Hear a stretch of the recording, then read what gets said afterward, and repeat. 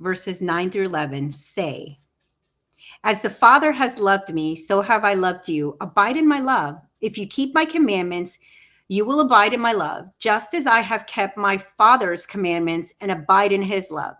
These things I have spoken to you, that my joy may be in you, and that your joy may be full." Amen.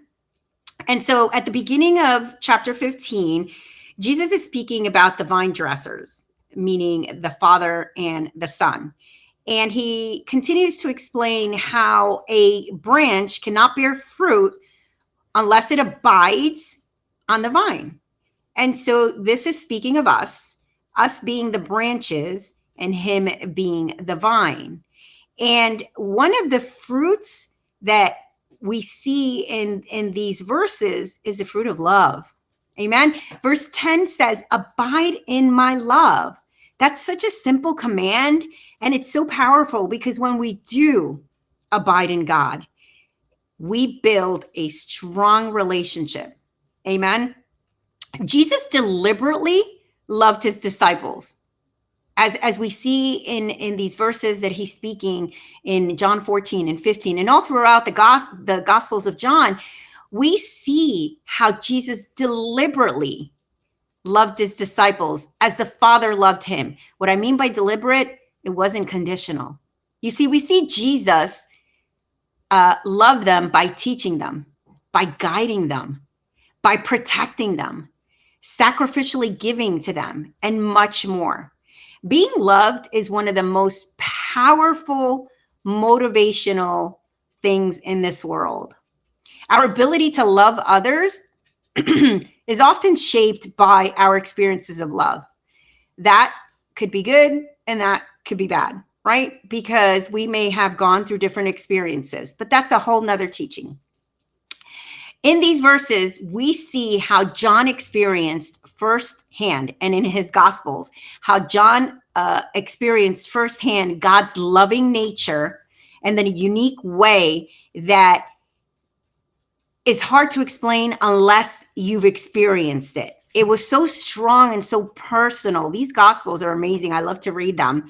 But he expresses the relationship that he had with Jesus and the Son of God, right?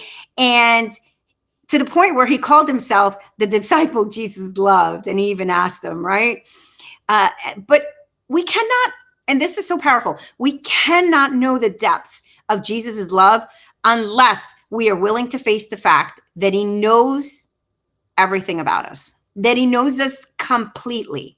You see, he doesn't love us for who we pretend to be. He doesn't love us for who we want to be. He loves us as sinners. You see, Jesus died on the cross for you and me. That is sacrificial love. That is unconditional love. It's not based on our efforts, on our looks, on our abilities, on our profession, on anything, but the fact that he loves us unconditionally. Have you accepted this unconditional love that he offers? John and his disciples convince us in these Gospels that God is able and willing to accept you as you are. If you abide in him, and being aware of God's love is so motivational, it's life-changing. It even motivates us to change. You see, it's effortless.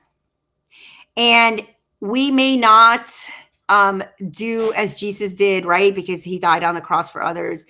But there are other ways that we can love as God has loved us. One, we could listen to someone who needs to be heard. Two, we can help others. Three, we can encourage each other.